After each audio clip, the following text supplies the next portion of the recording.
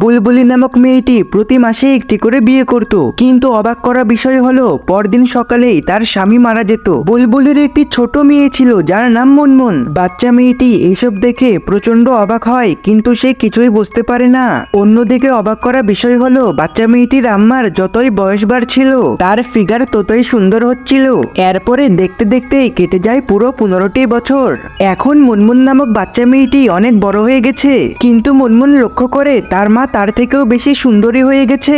মুনমুনের মনে একটি প্রশ্ন ছিল, বাসর রাতে তার মা এমন কি করে যে পরদিন সকালেই তার সৎ বাবা মারা যায়। মুনমুনের মা বুলবুলি এই পর্যন্ত প্রায় 99টি বিয়ে করেছে, কিন্তু সেই 99টি স্বামী বাসর রাতের পরের দিনই মারা যায়। মুনমুনের মা এতটাই সুন্দরী ছিল যে তার গ্রামের সকল মানুষই তার মাইকে বিয়ে করতে চায়।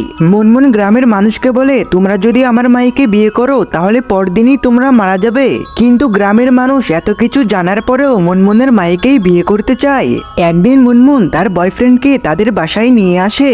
মুনমুনের বয়ফ্রেন্ড জিসান প্রথম দেখাতেই তার শাশুড়ির প্রেমে পড়ে যায়। নেক্সট পার্ট দেখতে চাইলে চ্যানেলটিকে সাবস্ক্রাইব করে দাও।